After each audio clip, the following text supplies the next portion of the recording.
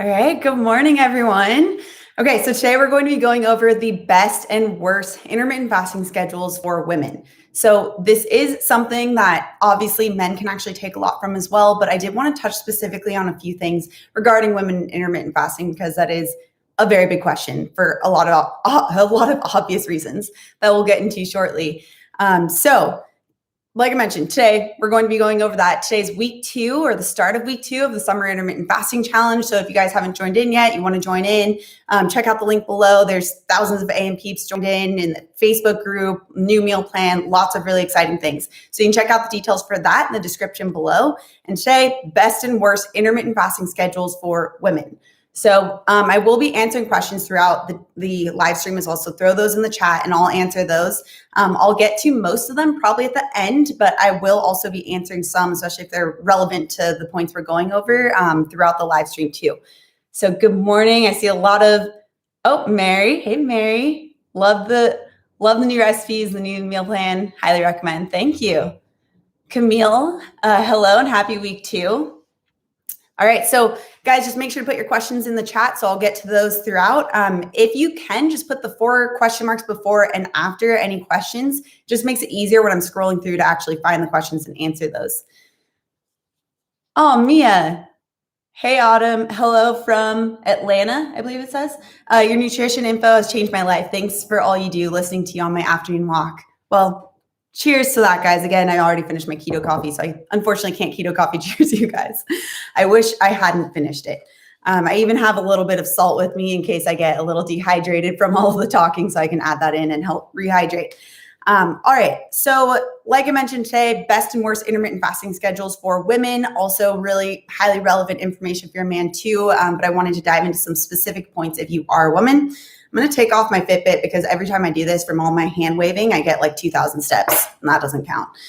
All right, so there's a few different types of schedules, and we're going to be going really in depth into each one of these just because there's a lot of different ways to do it. And I've done some videos on this in the past, but I wanted to really dive deep into each one of these so you guys can be more comfortable when deciding what's going to be the best type of schedule for you. So the first main one, and this one is kind of an overarching category with a lot of subcategories in there, and that's time restricted eating. So that's where you're basically eating every single day, just during a shorter amount of time. This is what we're typically talking about on this channel whenever we refer to intermittent fasting is time restricted eating. So obviously there's like a 12-hour fast and 12-hour eating window, or 16-8, 24. There's a lot of different ways to do it, and we're going to be getting into each one of those specifically because there are pluses and minuses to each one of those subcategories. The other main category would be alternate day fasting, which we'll get into that, and the more extended fast. So we're going to get into each one of those in detail and why some are better than others, especially for women. Good morning, Monica. Oh, I can't stay long today, but wanted to say good morning. Well, thank you for tuning in. Laura, my first live. Well, welcome. Okay. So with time restricted eating, let's jump straight into that since that is something that most of us are talking about when we talk about intermittent fasting, and it is what we talk about on this channel. So the benefits of time restricted eating in general, without even looking at the specific individual types of time restricted eating, or TRE is another way to say it, is first of all the MMC stimulation. This is something that I don't see as many people talking about, but it is something that is what I think one of the best, most important factors of the time restricted feeding, or really just any type of fast. So remember, migrating motor complex, that's the gut cleaning process. That's our internal gut cleaning crew where it flushes out our left behind food and bacteria that will typically lead to bloating. This is a natural process, and it's only turned on when we're not eating. So inherently, any type of fast, you're going to be getting that migrating motor complex stimulation. This is likely why, there's no studies showing cause and effect, but when you look at the physiology of this is likely why so many people experience better bowel movements, better improved bloating status when they use some type of intermittent fast. This is the main reason why I first started it, is because I wanted to improve my bloating that was so severe for so long. And I personally never get bloated anymore unless I just do something I know is not right for my body. So that's one of the main benefits of time restricted eating.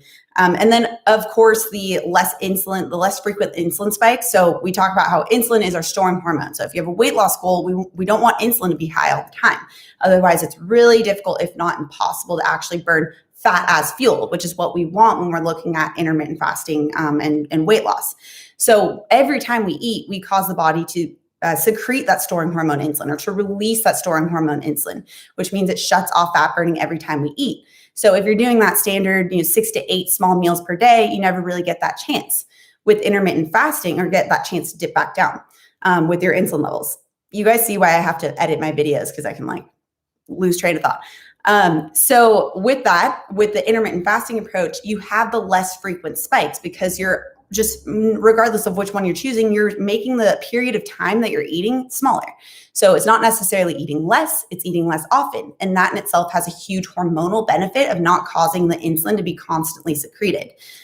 So that's the other benefit. The other main benefit specific now to the time restricted eating, which remember is like the 16, 8, 24, all of those, even 12, 12, is that you're specific just to the time restricted eating. So you're still getting all the nutrient needs for each day. You'll see how that varies a lot when it comes to the different types of fasting. And then it also mimics day-to-day life better. So you still, if you want to, you can still get your first meal, second meal, third meal, or break fast, breakfast, lunch, and dinner when you're using a time-restricted eating approach. Whereas with some of the others, you don't get that.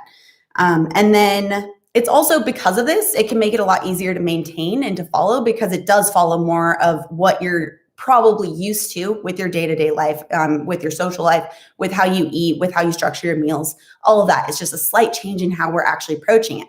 So now we're getting into specifics of the actual time-restricted eating windows.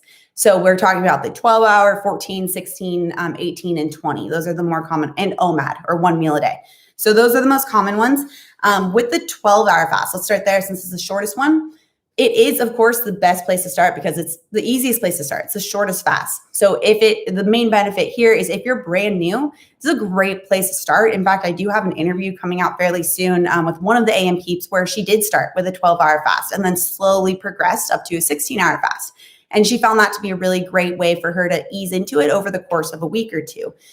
So that's a really great place to start. It's not going to be too jarring for your schedule or your life. It's just pushing it by a couple hours and you're probably used to, and just simply not snacking after dinner. And then you still get that MMC, that migrating motor complex stimulation with the 12-hour fast. Maybe obviously not to as big of a degree as you do with the longer fast, but you still get some of that gut rest, which is very important, especially if you look at how a lot of people, especially in America, eat. We eat right when we wake up and we have snacks all throughout the day, and then you're eating even a bedtime snack right before bed. So even just by having a 12-hour fast, that's about 4 hours longer than what most Americans are doing for a quote fast. And then, so with the 12-hour fast, a big question is, do you stay there? So you can stay there. Like I mentioned, you do get some type of benefit with the migrating motor complex, not quite with autophagy, which I know is another question a lot of people have, which has its benefits as well. But from a gut healing perspective, from an insulin perspective, you still get some benefit with a 12-hour fast, but you could start to ease into even maybe a 14 or a 16, somewhere in that range, to get just that added couple extra hours for that added time for gut rest and that added migrating motor complex stimulation. I already see a lot of questions coming in. So just guys, remember, put the question marks before and after so that I can make sure to be able to find those easily. Okay. So that leads us into the 14 or 16-hour fast. I kind of group those together because they can have a lot of the similar benefits, and a lot of the studies that are done on time-restricted eating tend to be usually more of the 16-hour range, maybe pushing it to the 18-hour, but it's going to be somewhere around the 16-hour range. So with the 14 or 16-hour fast, it can be pretty easy to maintain once you're metabolically flexible. Like I mentioned about one of the AM peeps I interviewed who's coming, or who the video will be coming out in a couple weeks. She talked about how she started with a 12-hour fast and slowly eased up to a 14, then a 16-hour fast. So once you're at that point where you can do that 6-hour fast, it's pretty simple because you're metabolically flexible. You're getting fat as fuel because that insulin is lower. And so you're not as hungry. In fact, there's actually studies that show that intermittent fasting lowers the hunger hormone ghrelin, which is opposite of what you would typically think when you hear the word fast. But there's actually been studies, and this is anecdotal as well, where people talk about how they feel less hungry when they're intermittent fasting. And it's likely from that decrease in ghrelin and increase in the body utilizing fat as fuel. So when you get to that 14, when you do it the smart way, the right way, remember, don't just eat whatever you want during that eating window. That's a whole other video that I have tons of itself. But when you use intermittent fasting the smart way, and you're eating the right types of things during your eating window, and you're easing into this fasting period, it can be pretty simple to maintain from there. And then with the 14 or 16-hour fast, so there's already been study benefits on how you still get the lowered insulin response, obviously, because you're not eating. You do get the lower hunger hormone response as well. So all really great benefits of that 14 or 16-hour. This is generally where I recommend that people hover around and stay around, just because it is still easy to get in a 3-meal structure. So you guys have heard me talk about a 3-meal structure being so important and so useful for actually getting in all of your nutrient needs. You'll see that once we get past this 16-hour mark, it starts to get more difficult. Not to say it's not possible, but it does get more difficult. And then we get into the intermittent fasting. We talk about intermittent fasting is not eating less; it's eating less often, and that's where you get a lot of the hormonal benefits. You get the weight loss without being hungry. But if you start to get into the simply just eating less, which is what can accidentally happen if you're pushing your fast too far, then we get into issues of not getting enough, especially protein. And that's the biggest one that people are not going to be getting enough of when they start to push their fast a little bit too long and have not enough meals during that fast or during that eating window rather. So with especially the starvation type of cues, that's going to come from not enough protein. That's the main thing that in that initial stage will be a big issue, is if you're not getting enough protein, that will trigger more of that starvation response and tell the body that it needs to be getting in more food. And then you get all the negative responses that go along with that state of semi-starvation or calorie deprivation, where you get the lower basal metabolic rate, you get just the decreased muscle mass, which is also going to make it more difficult to lose weight in the future. Makes the insulin resistance increase, which is opposite. We want to be insulin sensitive, not insulin resistant. And when you lose muscle mass, it makes it so that the body can become more insulin resistant as a result. So that's all to say, 14 to 16-hour fast, it's pretty easy to still get your nutrient needs within that window of time. So with that, of course, it's about 8 to 10-hour eating window that you have with the 14 or 16-hour fast. And then I think that's the main thing I want to say there, other than the fact that you can maintain that 3-meal structure. So it still fits what you're probably used to in terms of having breakfast, lunch, dinner. Before I move on to the 18 to 20 hour, I want to see if there's any questions specifically about this. I will. So Luke, questions on OMAD. I'm going to get to OMAD at the end of this TRE section. So I like where your head's at. We're getting there. I see some questions about. Okay, so Martha says, I've been adding salt to my water, making sure to eat enough, but I'm feeling really weak. Would it help if I increase starchy vegetables at dinner, or would that just set back my progress? It depends on how long you've been using intermittent fasting and how much salt you're adding in and how much you're truly eating during that. There's a lot of factors that could be happening on why you're feeling weak. There's a lot of salt that's lost, especially in the beginning phases of using intermittent fasting. So even though we think we're adding in more, you might not be getting in as much as you think. Just to give you an idea, the fasting specific types of electrolyte replacements, where it's actually made for intermittent fasting, those have about 1,000 milligrams or 1 gram worth of sodium within each one of those. And it's been estimated anywhere between 1 to 5 or even higher grams of sodium is lost per day when you're using intermittent fasting. So it can even simply be that you're just not having enough, and then even going back to not having enough food within your window, which is what I was talking about on how if you're having the 2-meal structure, it can be easy to do that. Hi from Edinburgh. Hello. Okay, that's a great question. So this is kind of a sidebar, but Jasmine says, does low blood glucose levels multiple days between 80 to 90, which isn't low, that's actually a good range, on Keto Mojo indicate you're no longer insulin resistant? Measuring your blood glucose levels is of course a good sign to just measure your overall health markers, but you can be insulin resistant and have normal blood glucose levels. So insulin, its job is to keep your blood glucose levels in a healthy range. So it can still be high. Your body can still be somewhat insulin resistant and have normal blood glucose range.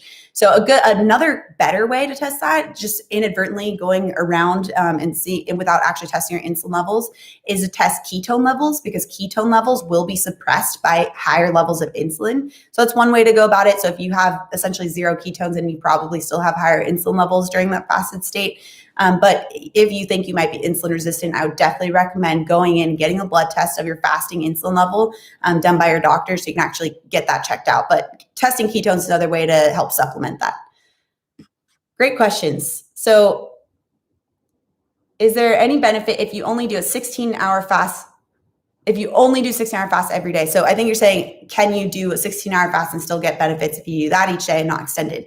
Yeah, so we're going to get more into that in a bit because this is a big common misconception that you need to constantly do these really long extended fasts or 36-hour fasts every other day, whatever it might be. There's a time and a place for those types of situations, but for the vast majority of people looking for sustained weight loss, sustained energy levels, sustained health, that's not necessary. In fact, there's probably a lot of other things going on with your eating window that's causing setbacks if that's the reason why you're looking to experiment with that.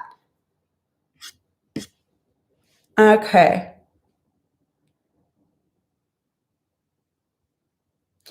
So Jasmine, great question. Jasmine says, if intermittent fasting just becomes the way you eat all the time, can your body get stuck again? How important is variety in fasting styles? Again, that goes back to the idea that you have to be switching up all the time. And that's if you're using intermittent fasting as just a pure form of calorie restriction. If you're using it as a form of calorie restriction, then just like calorie restriction, you're going to have to keep going lower and lower and lower to beat your metabolism. With just a state of calorie restriction, your body is trying to decrease or reduce how well your body is functioning and using energy so that it isn't burning as much energy, so that you can adjust to the state of semi-starvation or calorie decreases. So if you are just purely looking at from eating less and not discriminating against what types of foods you're eating, then that can make it so you're in this hamster wheel cycle of just having to constantly go lower and lower and lower in order to keep losing weight. And then obviously you can only get to so low before your body just won't allow you to keep losing weight. So if you're looking at intermittent fasting from purely just a calorie restrictive viewpoint or protocol, then yeah, you will have to be cycling in and out, which is what I do not recommend because that is not sustainable. That's not what I recommend to A and Peeps. In fact, in the summer meal plan, the new summer meal plan that just came out, I specifically have a section going into why this is not just a form of calorie restriction. So it's a great question, Jasmine. Thanks for tuning in. Okay. Oh, that's so great. Naja says, thank you, Becca. Becca's part of the A and Peeps team. I'm currently doing the summer intermittent fasting challenge and it's so much fun. Awesome. Okay, so now we get into the 18 to 20 hour fast. So this is where we have likely a 2-meal structure. With the 14 to 16 hour fast, we have more of the standard 3-meal structure that we can still maintain. But when you have the shorter eating window, which is what's going to happen because you have the longer fasting period, you can likely only fit in 2 meals, especially if you're eating the right types of foods where you're eating until satiated, you're getting in enough protein for your body's needs at those meals. You're going to have a 2-meal structure with these longer fast, shorter eating windows. So with this in mind, it can still be done. Like I mentioned, I have clients who do this. They function very well on it. But if you have higher protein needs, like if you are a taller person with bigger muscle mass, you're probably going to need a 3-meal structure to get in enough protein during that eating window. But it can be done with the 2-meal structure. It's just you have to be more cautious and aware of how much protein you're having with those meals. So particularly with women, and this is where specifically women come into play, we're very sensitive to that state of calorie restriction or semi-starvation, which is what calorie restriction is a state of semi-starvation. So if you aren't eating enough your body's needs, this can make it so that you fall into that slippery slope of the decreased metabolism, and then that can greatly affect fertility. So that's where I don't recommend for women if you, especially if you're new and you're still adjusting your meals and you don't quite know if you can get all your needs between 2 meals, sticking with that shorter fasting period of 14 to 16 hours, not because the fast itself is inherently bad. And that's something that I want to very much clarify because there is a lot of miscommunication with that. But because the fasting period makes it so that you won't have enough time to be getting in enough needs during that eating window if it's too long. So that's where having that 14 to 16 hour window for women can be a really great place to hover around and still get a lot of great benefits, especially if you're actually addressing your meals, which is literally the reason why I created the complete intermittent fasting bundle with those protocols, how to address your meals, not just the intermittent fasting, but how to actually pair your meals along with that. So that, if you want to join the summer intermittent fasting challenge going on with that meal by meal structure, with the recipes, do have the link in the description below. So make sure you check that out. Really great tools, really great recipes to help guide you along that way. So with this 18-20 hour fast, my big concern there is just making sure that you actually get enough nutrients for your body's needs if you're going to have that 18 to 20 hour fast where you likely only have 2 meals. I do have some clients who have that 2 meal structure and they do great. I also have clients who started with that 2 meal structure and they had to scale down to the 3 meal structure with the wider eating window in order to maintain their progress. So that's just where you have to see as an individual where you're going to fall in and where it's going to work best for you. But starting off with that 14 to 16 hour or working your way up to that 14 to 16 hour if you're brand new is just a really great way to make sure that you're still getting your nutrient needs in. So that brings me to OMAD. So let me take a sip of water first so I don't get too dehydrated with all this talking. Okay, so OMAD, which is just an acronym for 1 meal a day. So this, as you can probably tell just from the 18 to 20 hour fast concerns, the main concern here is that you're getting enough nutrients for your needs with just 1 meal. So again, the biggest concern is protein. And I've done videos in the past on how you can calculate your protein needs in the new summer meal plan. I have a whole page of a worksheet where you can calculate your needs specifically because it is that important, especially for women, because I found that a lot of women just aren't consuming enough protein for their needs. We aren't as protein focused. Some people are, which is great. But for some reason, I found that women aren't as focused on the protein aspect of their meals. And that's where you're going to be hungry. That's where you're going to snack. That's where you're going to graze. And intermittent fasting is not going to be a fun experience because you're going to always be hungry. But if you get enough protein in for your body's needs, you're going to maintain that muscle mass. You have the improved body composition for your goals. And you're not going to be hungry. So win, win, win. But with the 1 meal a day, it's pretty hard to actually get in all of that protein in 1 meal. So just for example, for myself, I hover between 80 to 100 grams per day that I need, just depending on what type of activity level I have or what goals I have at that period of time. But getting in, let's just say 100 grams to make it easy, 100 grams at 1 meal, that's a lot of protein. Even from animal-based sources where they are more protein dense, that's a lot of protein to be getting in at 1 meal. And protein is so highly satiating. It causes the body to secrete that peptide YY, which is our satiety hormone. And that's so strong that it can make it so that you aren't even able to finish that meal before you get in all the protein for your needs with that one day. And then that's where it can fall into a bit of the slippery slope with that state of semi-starvation, especially for women. So that's where, again, it can work for some people. I've seen it work for some people, or in the beginning of your weight loss journey, as you've worked up to that, from that 12-hour to 1 meal a day. And then, if you have more weight to lose, at some points that might be a good idea, but I've just found it's not sustainable. It doesn't match social settings very well. And it just doesn't allow you to actually get enough protein for your needs and to maintain that progress down the long term. So it's something I rarely recommend. There's been a few people that we've worked with where it just made more sense for them in their situation, but this is a very rare type of case. Not to say it can't be done. I want to reiterate that because I know that there's going to be some people in the chat who's like, I've done OMAD, it's great. Fantastic. That's great. It's working for you. But I found that from working with a lot of clients with intermittent fasting, it's not something that's sustainable for everyone. And it can often be used as a crutch to compensate for a poor diet. So just some things to consider. I'm going to go, before we get into the other forms of fasting, I'm going to get to some questions here because I saw a lot of question marks popping up.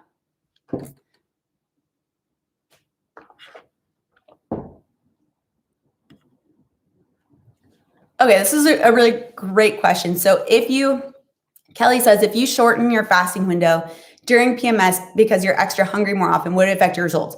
No, in fact, that's actually a good strategy to use. That, along with making sure you're actually boosting a bit of the fat intake that you're getting during that PMS time. Because fat, remember, is that main, other than protein, that main satiety factor, the main area where we're actually getting energy from.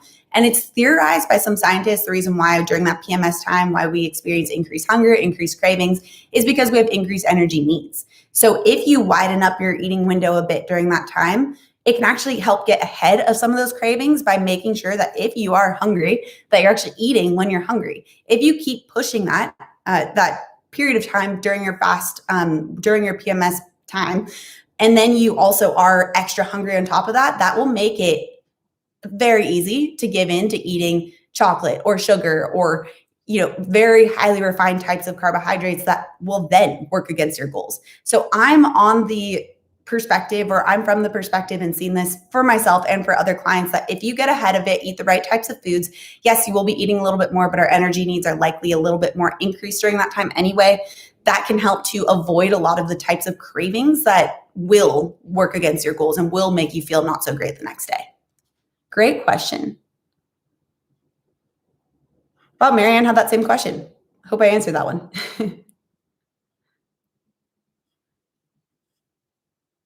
Okay. Oh, keeps jumping around. Valentina. Hey, Autumn. Hi. Yeah, Camille, as a dairy-free vegetarian, it is so hard to get all my protein in. Yeah, Camille does. I've seen, if you've ever seen her on Instagram, she has eggs as a good source for her protein, which is amazing. Very high quality source of protein. So if you are a vegetarian, eggs are a really great source. Fermented soy products, I don't really recommend using too much of those, but if you're going to use soy, using fermented helps to at least bypass a lot of the negative effects of soy because you're fermenting it out. And then hemp seeds, I know that also Camille loves as well. So all of those are great options. All right. So Camille, I don't remember what is your handle? I can't remember it right. Food Fit Camille, I think. You can put that in, Camille, if you want to share.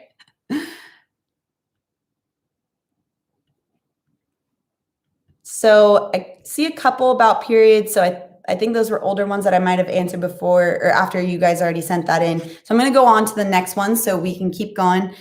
So again, just remember to it can be hard to find all the questions in there. So put the question marks before and after. I saw a couple people using the emojis for the question marks. That actually made it even easier to find. So if you guys could do that, that'd be great. So the next main category, so that was the time restricted eating. So you can see there's a lot of different ways to do time restricted eating, from a 12-hour fast all the way up to 1 meal a day. Now we get into different types of intermittent fasting. And the other main one is alternate day fasting. And it's pretty much, to shorthand describe it, it's exactly as it sounds. Every other day you're fasting. So you're fasting for that full day. Again, there's different ways to do it. But you're basically fasting for one full day and then eating normally or eating without any type of time restricted eating protocol the next day. There's some people who might do where you can, on those fasting days, have 500 calories, and then on the other days you eat normally, or you use a 36-hour fast. It's like a day and a half. There's a lot of different ways to do alternate day fasting, but what they all have in common is that you, during at least one full day, with putting the 500, actually even including the 500 calorie day, with putting the alternate day fasting all into one category, the thing that they all have in common is that you're going one full day without hitting all your nutrient needs. So one full day with that fasting day that you aren't getting what your body needs in order to function. So it's essentially, that is truly a way of using a calorie restrictive approach with intermittent fasting. Intermittent fasting time restricted, which is that 12 to OMAD types of time period, you're still getting hopefully enough nutrients for your body's needs. It's not eating less, it's eating less often. With alternate day fasting, it is eating less and it's eating less often. So you can see how, just from the different concerns that we talked about with some of the time restricted eating, the main problems here is that you aren't getting enough nutrients for your needs.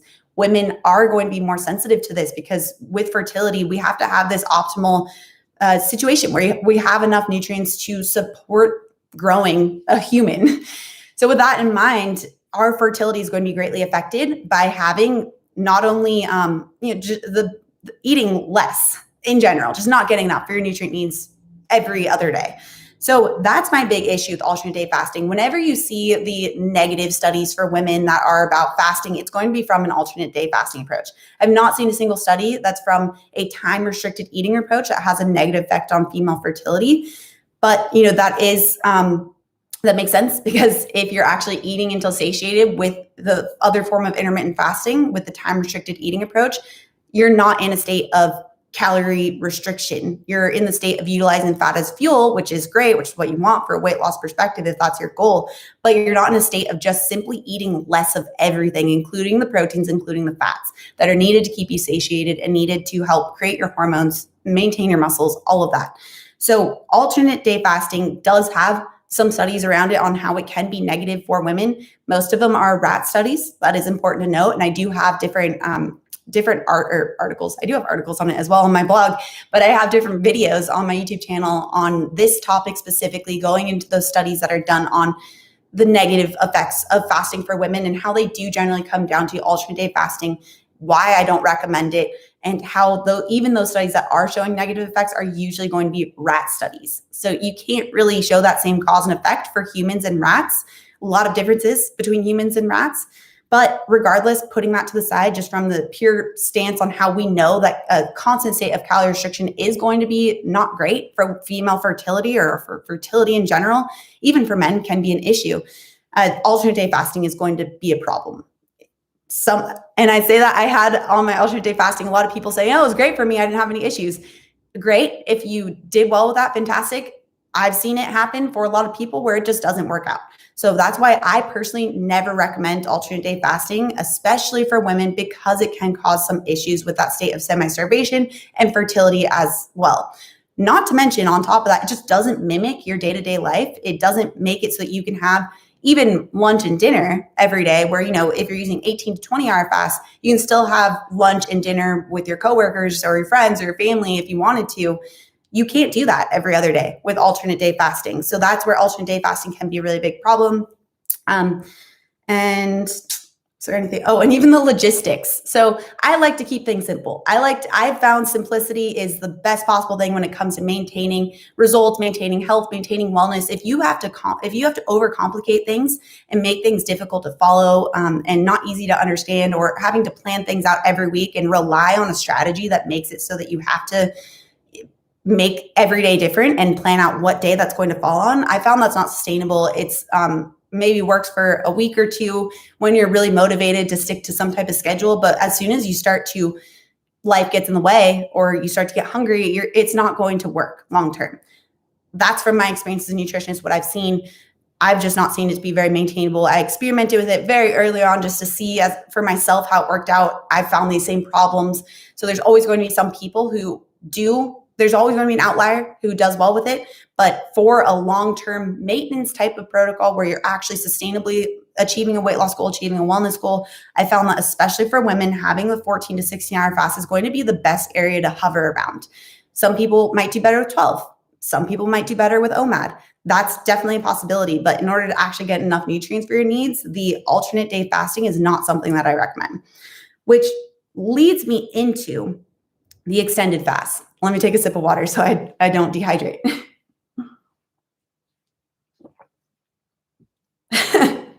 See, someone said, love your videos. I noticed today that you're speaking a little slower than usual, and that is great. Please try to keep it up. In some videos, you speak so fast that I have to rewind and listen again.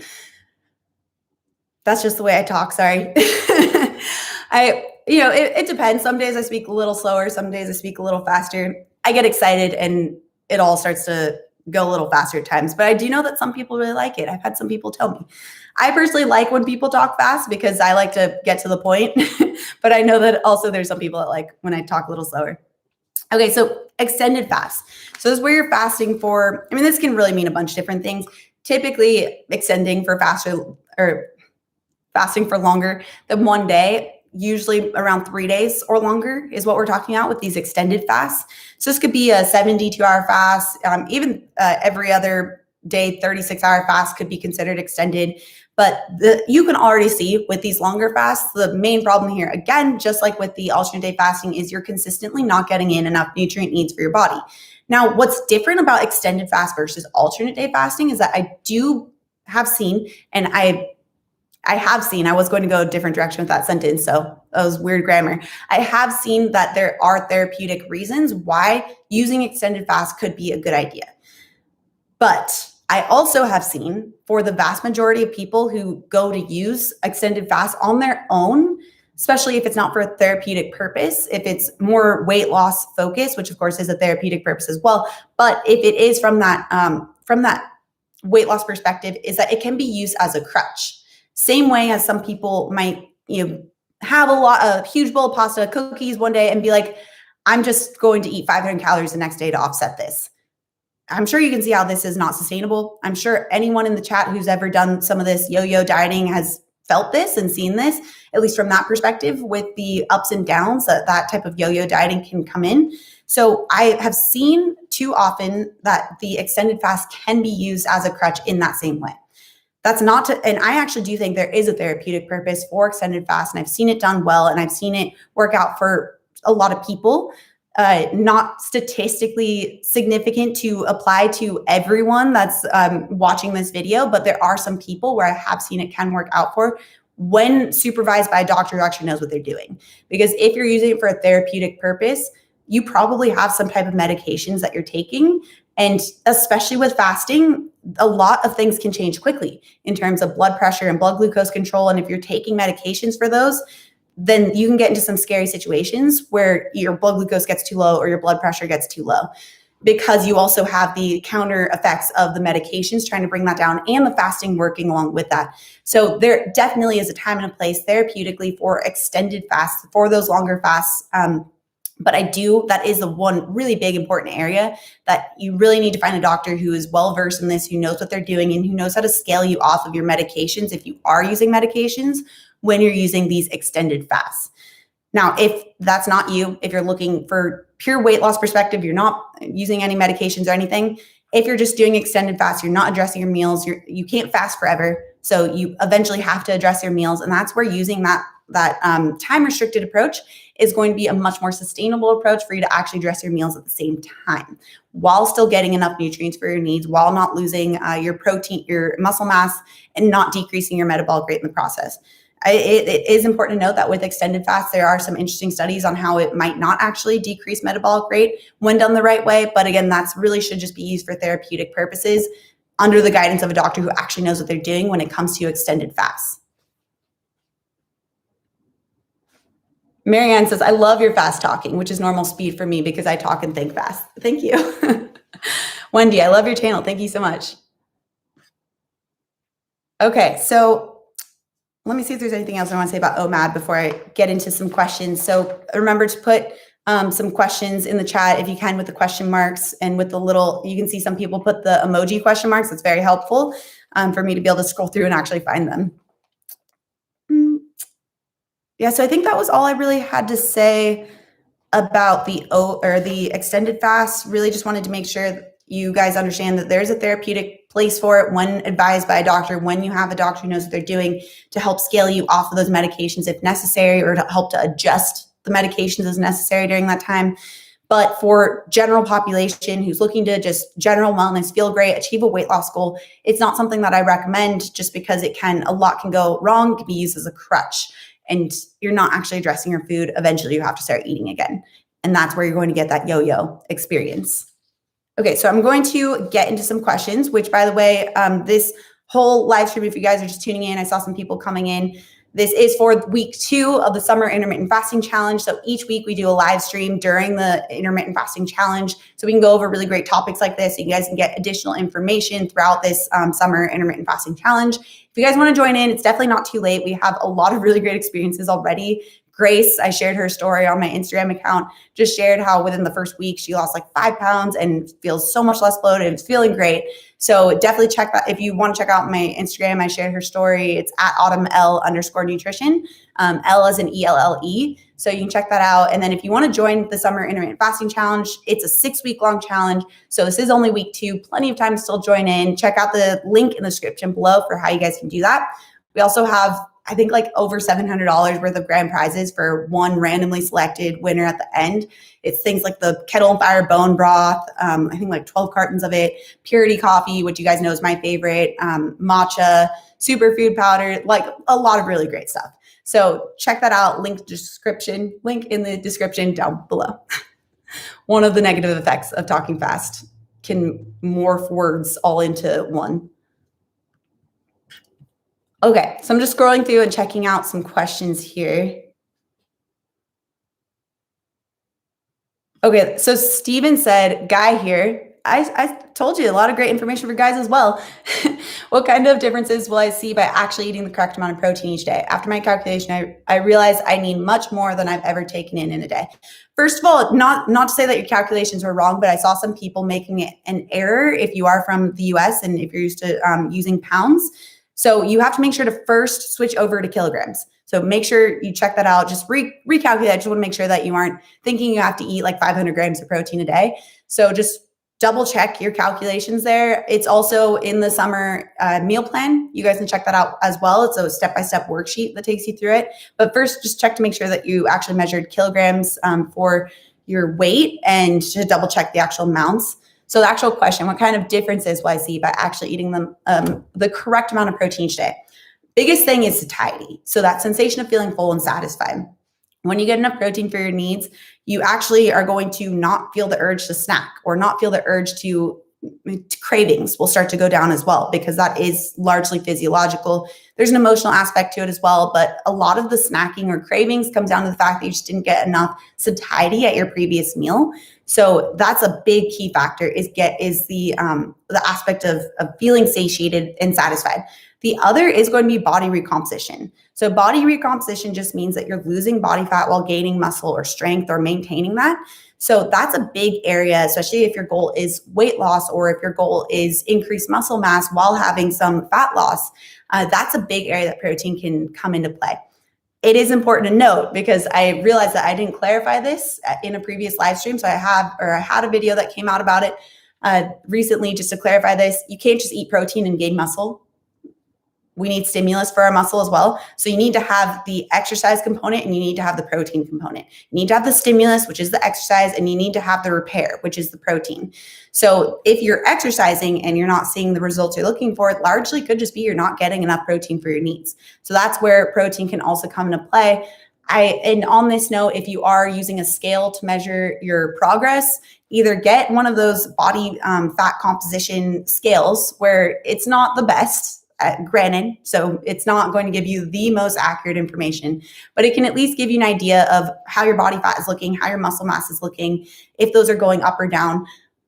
There's a lot of error within those just because, they're like $25 scales. So they're not really expensive scales. So obviously the technology isn't as great.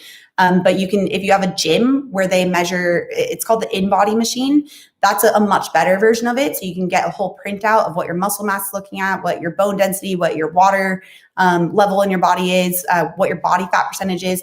That's a really great tool. It's called the InBody. I've talked about it a few times. Don't go buying it yourself. It's like a $6,000 or $7,000 machine. Not worth it.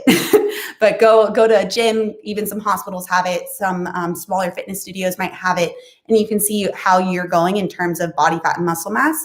Because when you're looking at body recomposition, you could see zero change in the scale. And that is very common. But you'll have a lot of changes in body fat going down while muscle mass is going up. So it's a net zero on the scale, or even maybe a net gain. But there's a lot of changes happening. So I hope that helps answer your question, Stephen. Thanks for tuning in. So Mike says, any specific advice for men doing the 6-week challenge? Also great question. So I would just really recommend, this goes back to the protein concern. I do have in the complete intermittent fasting bundle, but also in the new summer meal plan, how you can calculate your protein needs. Make sure you really take a look at that and adjust the protein within the meals itself if necessary. So especially in the new summer meal plan, I go over specifically how to calculate your needs, but also how you can increase or decrease the protein within the recommended recipes to fit your needs. So really make sure you're taking a look at that. You might also want to slightly increase the fat content of your meals if you find that you are not getting satiated, which also I really cover in both the bundle and the new meal plan. But this just brings me back to a big question with the complete intermittent fasting bundle and the new meal plan. I'll read through it, guys. Just make sure you actually read the information. A lot of really great, simple tools to make sure that you can adjust this to fit your lifestyle, to fit your satiety level, to fit your athletic level. There's a whole page on, if you're a man, how to adjust to your needs. So just make sure you read through it and you have those tools ready. And then it should be pretty simple for you to actually adjust these meals, these strategies to what your goals are. So Kim asked, can you discuss about anorexia recovery, please? I will say that's not my area of expertise, so I'm not sure if I'm the best person to go to. There's some really great channels that do cover that. I did an interview with Katie Morton a while ago on intermittent fasting and if someone should do it if they are recovering from an eating disorder. If you just search Autumn Bates, intermittent fasting, eating disorder, that should pop right up. So that'll give you some good pointers on what direction to go and what resources to have. Wendy, I love your channel. Thank you. Okay, so Noah says, what do you think about dry fasting? So for anyone who doesn't know, dry fasting is where you just literally don't have anything. So not water either.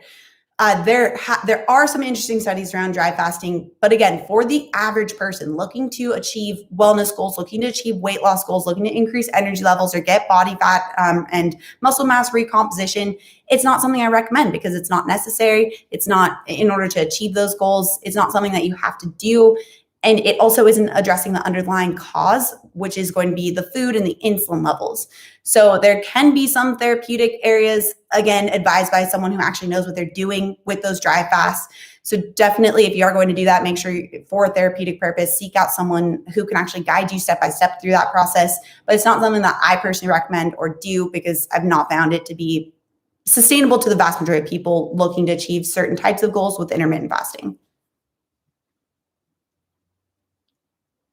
Okay, great question. So Manny Marta says, menopause and intermittent fasting. I've done 16 to 18-hour fast for a couple of years. Good results with health, but I never seem to get rid of the 10 extra kilograms. Help. So this is where I don't know what you're eating, but I would, if you aren't seeing any changes and you're feeling great with intermittent fasting, but you're not seeing any changes in terms of weight loss. So for my American A&P, 10 kilograms, that's like 22 pounds. So if you're not seeing any benefits of the weight loss perspective, then you're likely really offsetting the benefits from an insulin perspective with what you're eating during the eating window. So with what we're looking at in terms of weight loss, that's the insulin level. Higher levels of the insulin will keep the body in that storing mode. You get those benefits of it naturally decreasing when you're in that fasted state, which is probably why you're feeling so great when you are fasting. But if you're not seeing any weight loss, it's probably because you're still eating highly insulin spiking foods during that eating window. Especially through menopause, women tend to be more insulin resistant. Insulin resistance tends to go up with age in general, but especially for women going through or after menopause. So that means that you're even more sensitive to that insulin response. You already are going to have probably a higher level of insulin level, which means that you really need to be focused on your eating window and not overstimulating that insulin level. So I have in the complete intermittent fasting bundle, the advanced weight loss strategies protocol. That one is specifically tailored to making sure that you're really not spiking that storing hormone insulin. So you can check that out. It's not, if you check out in the description, it's linked out as the complete intermittent fasting bundle. That would be a great area for you to check out just to continue hone in on the insulin factor and not greatly stimulating it. Okay, so Donna Marie says, I drink lemon water to keep me going during my fast and have coffee if I'm falling asleep at my computer. That's okay, right? So with the lemon water, likely it's fine unless you're using a full lemon. It just depends on how much lemon juice you're using because there is going to be carbohydrates within the lemon. Not a huge amount, but still can be a little bit of an iffy situation, especially depending on your insulin resistance level. So just as a good rule of thumb, it's not necessarily a studied rule of thumb, but just a good rule of thumb to stick by is a 1 total gram of either protein or carbohydrates that you're sticking to less. So less than 1 total gram of protein or carbohydrates during that fasting period. I have an article on my website. In fact, on my website, I have a lot of articles, a whole section titled, Does This Break a Fast? So lemon water, lemon ginger tea, all of that is in there and it goes more into detail on specific how much you should be looking for. I believe once calculated, it's about 1/8 of a lemon is a good safe amount to make sure it's sticking underneath that 1 total gram. But if you ever have questions on, I wonder if toothpaste breaks a fast, or does cinnamon in my coffee break my fast? I literally have like 60 different articles covering all these different things. It's within the blog, automelnutrition.com. In the blog section, whole section on does it break a fast? So lots of great answers within there. But then regarding coffee itself doesn't break, it doesn't cause an insulin response. So in terms of achieving a weight loss goal and keeping insulin levels from spiking, coffee isn't going to spike that. It just depends on what you're adding in. So pure fat sources won't spike it. So something like the keto coffee, for example, doesn't spike insulin. But if you're adding in, let's say regular milk, if you're making a latte, that's going to have a significant amount of lactose, which is the milk sugar. So that's where that will cause that insulin to spike. Or using sugar as an obvious one. So honey, which for some reason I've seen pop up a lot lately on YouTube, all these healthy coffee drinks that contain honey. The honey's half fructose and all sugar. So, fructose is going to increase de novo lipogenesis, which is new fat creation, and sugar just in general is going to break a fast. So just check out what you actually are putting in your coffee. If it's black coffee, completely safe. If you're using pure fat sources like the keto coffee or a little bit of half and half or a little bit of heavy cream, great. But just make sure that you're not putting in any source of sugar or whole milk, even whole milk meaning like actual milk, not just whole milk itself. So even like 2% or skim milk, all of those are going to be a problem as well. Yeah, so Marianne says, OMAD worked for me for a month, but it's extremely difficult on digestion. And like Autumn said, it's not very sustainable. Yeah, so the reason why it's probably difficult on digestion is because you have to fit a lot of food at once when you are eating that one meal a day. So it can be pretty aggressive on the GI tract, depending on what you're eating. If you are using one meal a day, at the very least, making sure that all your food is cooked, that you're not getting raw, so you actually can extract those nutrients from your food. But yeah, glad you shared that. Thank you, Marianne. Sherry, week 2. So happy with how I'm feeling. Congrats, Sherry. Michelle, you're the only YouTuber I don't have to watch on 1.5 times speed. Thank you. Okay, so Mia says, how can I lose 5 pounds fast? You've got to address your food, Mia. You really have to, intermittent fasting is a great tool, but you really have to address your food when we look at what is actually causing the weight gain or the inability to lose weight. That insulin level being high is going to be a big problem. So I have a lot of free recipes that you can check out and start to incorporate on my channel. So I think it's just titled Healthy Recipes for Weight Loss or Healthy Eating for Weight Loss. Check that out for a lot of really great places to start. If you want more of that step-by-step guidance, a great place to start actually is a 7-day intermittent fasting detox. Just a 7-day protocol, help ease you into that process. And you can check that out. A lot of people have some really great initial weight loss experiences to help kick off their journey. So you can check both of those out, but it's so important to actually address your food, or you're always going to be asking that question of how can I lose 5 pounds fast, because you experience that yo-yoing effect. The homemade yogurt in the background. I thought someone would see that. Oh, there. I thought someone would see that. I'm working on some homemade Greek yogurt right now. So not the prettiest background right now, but that's okay. So Jasmine says, what should be a targeted ketone level to determine insulin resistance? Again, the ketone level is not going to tell you if you have insulin resistance or not. It just can be a kind of a roundabout way to see if your insulin levels are high. Usually a nutritional ketosis starts at 0.5 millimole. So 0.5, that's where it generally is going to be starting. So if you have around that level, you probably don't have higher insulin levels. But again, if you are more curious or if you think you might have insulin resistance, great way to just make sure that you can get that checked out, have a baseline and stay at the fasted insulin level tested by your doctor. Kelly asked, is L your middle name? It's actually not. It's Lynn, but I didn't like the way that Autumn Lynn Nutrition sounded. So I just made it L, like the initial, and then added ELLE. I don't know. I like the flow of it. Okay, so Mia says, is a pure fat source okay in the evening if you're hungry before bed, like adding it to tea? Yeah, actually, if you are hungry before bed and you need a little something, you can do something like keto tea, but just make sure it's decaffeinated. Sleep is a really big, important thing to consider when you are looking to achieve any type of wellness goal. I don't care what it is, you need to make sure that your sleep is addressed, whether it is body recomp, whether it is increased strength, whether it is weight loss, it doesn't matter. Sleep is such an important factor. And I know a lot of people are like, I can't get good sleep. I have kids, I have work.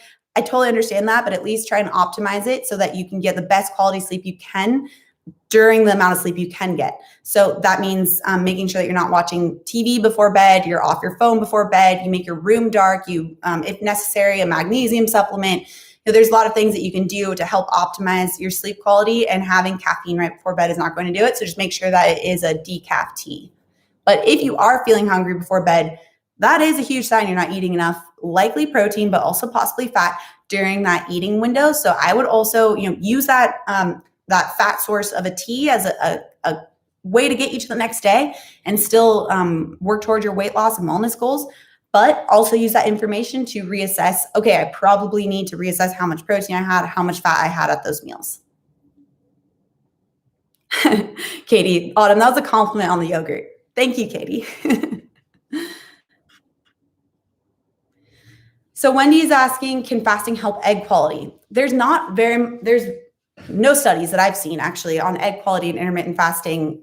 So who knows? I'm not really quite sure, but from what I've seen with the studies, extended fast or calorie restriction in general, especially over a long period of time, can be a problem. But in terms of actually what can help, it's up in the air.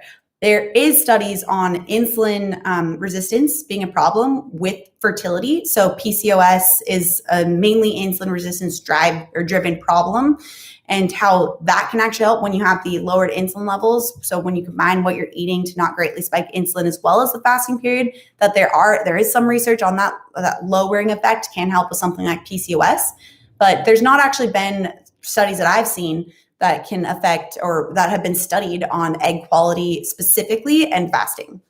But hopefully there's more research on that in the future. I have seen that people tend to experience better periods when they have addressed their food, when they are using some type of well-formulated fasting protocol.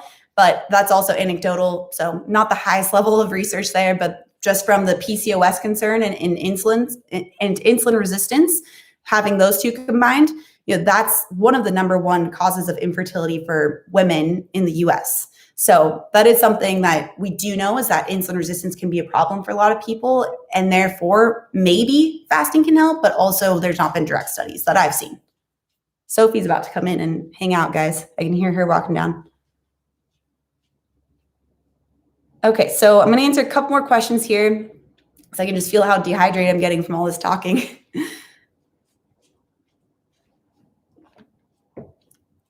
Okay. There's Sophie. Just wants to say hi. So are you saying, Benny Anthony is asking, are you saying breath mints or gum breaks the fast? So breath mints, I'd have to take a look at what's in there, but there's probably some type of sugar in there or some type of insulin spiking ingredient in there. So I would have to take a look at the specific one. But with gum is a little bit trickier. Really, anything that you're chewing can, at least from a migrating motor complex. So remember that gut cleaning process, which is one of the main benefit or one of a big benefit of using a fasting period. When you tell your body that you're about to eat something, and chewing stimulates the digestion process. Digestion starts in the mouth, not just with what they call mechanical digestion, which is where you're chewing and breaking something down, but also there's enzymes in your mouth that start to break down food too. So when you start that digestion process, it can shut off the migrating motor complex. So it depends on what your goal is and what is in the gum or in the breath mints. But if you want the gut healing properties, then those would break a fast. Okay, so Holly said, how do you get in 3 meals a day with a 12-hour fast? You may have explained this already. I actually didn't go too much into this, but with a 12-hour fast, you absolutely can, especially I'm not sure if you're asking, like, how can you possibly fit 3 meals in with that? But when you're looking at not snacking, it makes it so that you actually have about a 4-hour gap-ish, maybe a little bit longer in between meals. So that's a really great way to actually divvy up your meals if you do have a shorter fast. So you really want to make sure that you aren't snacking to get that extra benefit of the migrating motor complex stimulated between those meals too. So the migrating motor complex, which is that gut cleaning process and helps with that deep bloating, helps with the gut cleaning, helps with gut health. It takes about 3 hours and 45 minutes roughly to have one complete cycle. So if you're able to get that, if you have a shorter fast and so therefore you aren't getting as much migrating motor complex benefit, you really want to make sure you're not snacking so that you can get that 3 hour, 45 minutes in between meals. So if you snack in between, you're breaking that cycle and migrating motor complex has to start over again. But if you have those gaps of that 3 hour, 45 minutes, if you're using a shorter fast like that 12-hour, that's a great way to help amplify the gut cleaning process that you're not getting as much of because you have a shorter fast. So just making sure that you're sticking to true meals. Even if you aren't using intermittent fasting, even if you are just sticking to meal structure, just a good rule of thumb to help keep insulin from spiking throughout the day, to help get the gut cleaning process, is to stick to 3 meals and to not snack. Even if you're starting at 8 a.m. and you're ending later than that, making sure that you have a 3-meal structure will really help to still get some of the benefits that you'd see with intermittent fasting. Great questions, guys. So many great questions today. Lily says, I feel I'm losing muscle. I'm 56. What should I do? So in order to gain muscle, you need two things. You need protein, you need the stimulus. So if you don't have one of those, then you're going to lose muscle. If you don't have the stimulus, but you're eating enough protein, then you're going to lose muscle because your body isn't being told that it needs that muscle around. So stimulus meaning like exercise or lifting weights. If you are lifting weights or you're exercising, but you're not getting enough protein, you're telling your body that that muscle needs to be there and it's being broken down, but you're not getting the amino acids from the protein to actually then build a muscle. So one of two things from a nutrition perspective, at least, is happening. And you need to address which one is going on. Either you're not getting enough protein or you're not exercising to the degree that your body needs. Strength training is a really great type of exercise to make sure that you're actually gaining muscle. Very, very hard for women to gain muscle to the bulky level that I know women are concerned about. So don't be too concerned about the bulky factor of weightlifting. You would have to work really, really hard to get to that point. Most people aren't even going to be able to get to that point. So with that in mind, you have to just take a look at what your exercise routine is. Are you incorporating strength training? Are you challenging yourself enough with your strength training, which is a video I'm thinking of doing in the future? And then are you getting enough protein for your body's needs? So I do have a couple of videos that go over this. I think it was in the most recent, it was like last week, how to lose fat and gain muscle. I can't remember the specific title, but I believe it came out last week. That'd be a great video for you to check out. Skills many. Your energy and fast talking is what attracted me to your channel in the first place. Thank you. So Heat Life says, I've been watching you for about 1 month and love the channel. Thank you. Is it good to intermittent fast every day? So I'm sure anyone within the chat who's been following my channel for a while or following the intermittent fasting programs for a while will tell you, the more often that you use intermittent fasting, the more benefits you'll get. There's actually studies that are showing that the more often you use intermittent fasting, the more of the benefits from intermittent fasting you'll get. So definitely, I actually even have a video, I think it's titled, is it okay to fast every day, or is it okay to use intermittent fasting every day, or is it worth it to fast every day? I don't remember a specific title, but it was within the last 5 months or so. So you can go into that video for more specific details. But if you are, so since you are new, really, really important. And I know I've said this, I'm such a broken record, but it's that important to make sure that you're not just addressing your fasting period, you're also taking like your eating window and what you're eating during that time. So you need to make sure that your eating window matches what your goals are. If your goal is weight loss, you need to make sure that that insulin isn't greatly spiking. If your goal is increased muscle mass, you need to make sure that you're getting enough protein. You need that anyway, but really specifically to match up with the type of training that you're doing. So eating window is just as important, if not more important than the fasting period. Intermittent fasting is a great tool, but you really need to be taking a look at that eating window, which I do have a lot of videos on. Or anyone who just joined in, this week 2 of the Summer Intermittent Fasting Challenge with the meal by meal programs, the recipes, depending on which program you're following, there's even workouts as well. That's with the 21-day intermittent fasting program, but it's really great strategies, really great tools, amazing accountability and support within the private AN Facebook group. So if you want to join in, it is week 2. You can check out the description or the link in the description down below for how you can join in. It's a 6-week long challenge, so there's still 5 weeks left, still a lot of time to make a lot of really great progress. Okay, so a question, what should be first, losing fat or gaining muscle? Check out that video I just mentioned. So I just went over this. You don't have to be necessarily focused on one or the other if you're doing it the right way. You can lose fat while gaining muscle. Very common. I see it all the time if you're doing it the right way. I have a whole video on how you can do this step by step. It literally just came out last week. I think it was last Thursday or last Tuesday, maybe it was the week before, but just check that out because it's a really great resource for you. Okay, 1 or 2-ish more questions. So Nicole says, could you do a Whole Foods shop with me type video? I did do a grocery haul video from Whole Foods. So that was, I think like last year, but if that's something that you guys want, I definitely can do more of those. I just never am sure if you guys actually want to see that. So if you guys want it, I will. But I do have one that I did a little while ago. I think it was like last year, a year and a half ago. Just type in Autumn Bates Whole Foods grocery, something like that in the YouTube search bar and it'll pop right up. Oh my gosh, would you do a budget intermittent fasting grocery haul? I literally have a video I just either edited or scheduled, I can't remember, that goes into specifically how to like strategies that you can use for budget type of intermittent fasting protocols. So that's coming soon.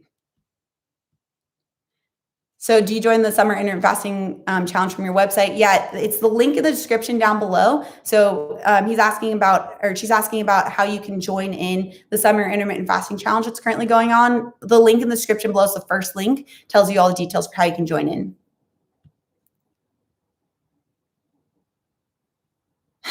Okay, so Nicole says, I watched that one. I loved it, but would love to see more because I get in there and forget how to navigate everything. So yeah, I haven't done a video specifically on actually like going into Whole Foods. There's some like weird types of laws I'm filming within there. So I'll have to check with my local one to see if it's okay, but that would be fun. I definitely would want to do more of those because food is my favorite portion of all this, obviously. So that would be fun. And Trader Joe's. Okay. And Trader Joe's. You guys got it.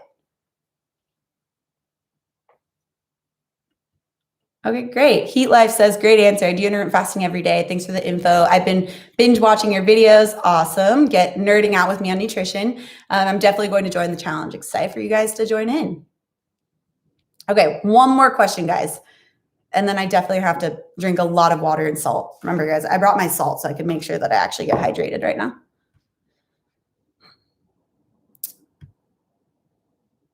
Okay, so Amanda asked a really great question. This is actually something I had to deal with yesterday. Advice for continuing intermittent fasting when traveling across multiple time zones or internationally and waking up much later or earlier than usual. So this really depends on where you're at with your intermittent fasting. If you've been using intermittent fasting for a while and you're more comfortable with not eating for a little bit longer of time, but I recommend just trying to immediately jump into the time zone you're at. So I actually was just in Florida for my sister's bachelorette weekend, which was really fun. We were at an Airbnb, so I was able to make all the meals for everyone. And we made the Jamaican jerk recipe from the new summer meal plan, made chia puddings, made keto coffee every morning. It was great. But, it is a 3-hour time difference. So for myself, what I did was when I did fly, I think I left at like 8 a.m. LA time. I just didn't eat. I brought the stuff to make my keto coffee at the airport, which I actually have a video on how you can do that. It's actually pretty simple, depending on the types of tools you have on hand. But if you are going to be traveling, just trying to immediately go into whatever time zone that is. So for me, going there is a little bit easier because we were going ahead in time. So I was then going to be in my window of time for eating. But then when I was flying back, yesterday my flight was at 7 a.m. So I didn't eat at all. I waited until I actually got home. So I had a high quality meal available at home. And so I actually fasted for a lot longer of time. I forget specifically, but I went straight into the actual time zone that I had. So it's where keto coffee can be a really great tool if you have to push that a little bit to try and get to that time zone that you're in, but that'll just help to make the transition a lot easier so that the rest of the time you're in that time zone, you can immediately assimilate into that time zone. Really great question. I should probably do a video specifically on that, which brings me to, like I mentioned, this is week 2 of the summer intermittent fasting challenge. Every week we're doing a live stream going into more detailed descriptions of everything intermittent fasting, nutrition, whatever it is that you guys want me to talk about. So I remember last challenge, everyone wanted to talk about like how to actually handle restaurants. So that would be a really great topic. I'm not sure if you guys want me to talk about that next time, but I was thinking maybe doing something similar to how to eat at every different type of restaurant, what type of meals you can get at each different type of restaurant. If that's something you guys are interested in, I was thinking that could be a good one for week 3. So you can also just let me know in the comments below, let me know in the chat so that I can make sure to adjust this to what you guys actually want me to talk about. But that was my plan for next week, is to do some type of restaurant breakdown, like what to eat at Mexican restaurants, what to eat at a sushi place, all these different types of restaurants. So that could be a really great option. If there's anything else that you guys want me to talk about, just let me know. Otherwise, if you do want to join in the 6-week summer intermittent fasting challenge, which is our longest challenge we've ever done, it's usually 4 weeks, I believe was our longest one before this. So 6-week long intermittent fasting challenge is week 2. You can still absolutely join in. The details for it are listed down in the description below. It's the first link in there. So if you want to join in, there's thousands of other AN peeps in the AN Facebook group. There's meal by meal planning for the full entire 6 weeks. Recipes, amazing recipes. I'm really excited about the new summer meal plan recipes. There's just a lot going on. There's the grand prizes, over $700 worth of grand prizes. I worked really hard to hustle and get some of these brands that I love and would want you guys to actually experience as some grand prize options. So a lot of really great, exciting things. This is my favorite challenge I've ever done. So if you want to join in, check out the description down below. The link tells you how to join week 2. Join us starting week 2 or week 3, whatever depends on your schedule. We just love to have you guys. So cheers, guys. Remember, let me know what it is that you want me to talk about next time. Thank you for all of your amazing questions. Really great questions today. And cheers, water and salt cheers to week 2 of the challenge. And I'll see you guys next week. Thanks, guys.